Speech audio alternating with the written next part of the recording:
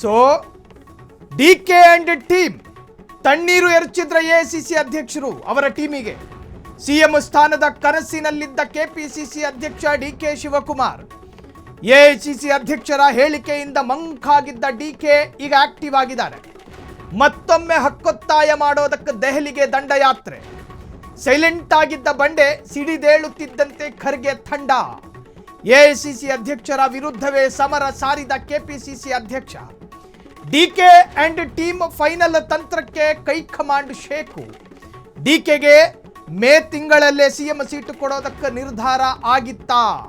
DK ಆಡಿದ ಅಸಲಿ ಆಟಕ್ಕೆ ಮಲ್ಲಿಕಾರ್ಜುನ ಖರ್ಗೆ ತಂಡ ಹೊಡೆದ್ರು. ಎಐಸಿಸಿ ಅಧ್ಯಕ್ಷ ಅಂದ್ರೆ ಒಂದು ತಾತ್ಸಾರ ಸ್ಥಾನ ಅಲ್ಲ, ಅದು ನ್ಯಾಷನಲ್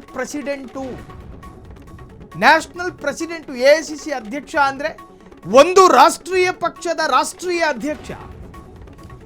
ಆ ಅಧ್ಯಕ್ಷ ಹಂತ ಹಂತವಾಗಿ ಭರವಸೆಗಳನ್ನು ಕೊಡ್ತಾ ಹೋದ್ರು. ಹಂತವಾದ ಭರವಸೆಗಳನ್ನು ನಾನು ಈ ಹಿಂದೆ ರಿವೀಲ್ ಮಾಡಿದ್ದೆ. ಇದ್ದಕ್ಕಿದ್ದ ಹಾಗೆ ಸಿದ್ದರಾಮಯ್ಯ ಪರವಾಲಿದ್ರೆ ಕಥೆ ಏನು? ಇತ್ತೀಚಿನ ಬೆಳವಣಿಗೆಗಳು ಡಿಕೆಶಿ ಪಾಳೆಯಕ್ಕೆ ಆತಂಕ ತಂದಿದೆ ಎನ್ನುವುದಕ್ಕೆ ನಾನು ಈ ಮುಂದೆ ಹೇಳುವಂತ ಅಂಶಗಳೇ ಕಾರಣ. ಈ ಬಗ್ಗೆ ಹೆಚ್ಚಿನ ಡೀಟೇಲ್ಸ್ ಅನ್ನ ಪಡೆಯೋಣ. ನನ್ನ ಸಹೋದ್ಯೋಗಿ ಮಾರುತಿ ಈಗ ನೇರ ಸಂಪರ್ಕದಲ್ಲಿ. ಮಾರುತಿ, ಎಲ್ಲೋ ಒಂದು ಕಡೆ ಕಳೆದ 1 ವರ್ಷದಿಂದ ನಿರೀಕ್ಷೆಯಲ್ಲಿದ್ದಂತಹ ಡಿಕೆಶಿಗೆ ಸ್ವತಃ ಗುರುವಿನ ಈ ಒಂದು ತರಹದ ಅಪರಿಪೂರ್ಣವಾದಂತಹ ಭರವಸೆ ಆಘಾತವೇ ಅಲ್ವಾ? ಮುಂದಿನ ಡಿಕೆ ಪ್ಲಾನ್ಗಳು ಏನಿರಬಹುದು ಮಾರುತಿ?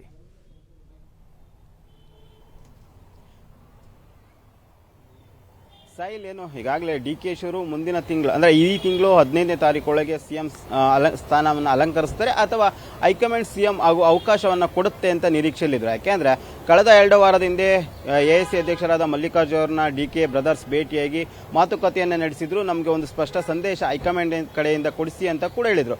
ಆಗ ಉತ್ಸಾಹದಲ್ಲಿದ್ದಂತಹ ಡಿಕೆ ಬ್ರದರ್ಸ್ ಈಗ ಒಂದು ರೀತಿಯಾದಂಥ ಶಾಕ್ ಅನ್ನು ಕೊಟ್ಟಿರುವಂಥದ್ದು ಎಐಸಿಸಿ ಅಧ್ಯಕ್ಷರಾದ ಮಲ್ಲಿಕಾರ್ಜುನ ಖರ್ಗೆ. ಯಾಕೆಂದರೆ ನಿನ್ನೆ ಮಲ್ಲಿಕಾರ್ಜುನ ಖರ್ಗೆ ಮಾತು ಹೇಳಿರುವಂಥದ್ದು, ಸದ್ಯಕ್ಕೆ ಯಾವುದೇ ಸಿಎಂ ಬದಲಾವಣೆ ಇಲ್ಲ, ಸಿಎಂ ಬದಲಾವಣೆ ಪ್ರಸ್ತಾಪವೂ ಬಂದಿಲ್ಲ. ಒಂದು ವೇಳೆ ಬಂದ್ರೆ ನಾವು ರಾಹುಲ್ ಗಾಂಧಿ ಅವರಾಗಿರ್ಬೋದು ಮತ್ತು ಸೋನಿಯಾ ಗಾಂಧಿ ಅವರು ಚರ್ಚೆ ಮಾಡಿ ನಿರ್ಧಾರ ಮಾಡ್ತೀವಿ ಅಂತ ಹೇಳಿರುತ್ತೋ. ಅದೇ ರೀತಿ ಖರ್ಗೆ ಅವರ ಈ ಇನ್ನೊಂದು ಹೇಳಿಕೆ ಸ್ಪಷ್ಟವಾಗಿ ಕಾಣ್ತಾ ಇರುವಂಥದ್ದು ಸಿಎಂ ಆಕಾಂಕ್ಷಿ ಕೂಡ ಖರ್ಗೆ ಅವರು ಆಗಿರೋಂಥ ಸ್ಪಷ್ಟವಾಗಿ ಕಾಣ್ತದೆ. ಯಾಕೆಂದ್ರೆ ಅವರು ಕೂಡ ನಾನು ಹೇಳಿರೋಂಥದ್ದು ಏನು ಪರಮೇಶ್ವರ್ ಆಗಿರೋದು, ಮಹಾದೇವಪ್ಪ ಮತ್ತು ಹಲವು ನಾಯಕರು ನನ್ನ ಸಿಎಂ ಆಗಿ ಅಂತ ಹೇಳ್ತಿದ್ದಾರೆ. ಬಟ್ ಹೈಕಮಾಂಡ್ ಏನು ತೀರ್ಮಾನ ಕೈಗೊಳ್ಳುತ್ತಾ ಅದನ್ನು ನಾವು ಕಾಯ್ದು ನೋಡಬೇಕು. ನಾನು ಹೈಕಮಾಂಡ್ ಪಕ್ಷದ ಪರವಾಗಿ ಮತ್ತು ಹೈಕಮಾಂಡ್ ಹೇಳಿದಂತೆ ಕೇಳುವಂತಹ ವ್ಯಕ್ತಿ ಅಂತ ಕೂಡ ಹೇಳಿರೋಂಥದ್ದು.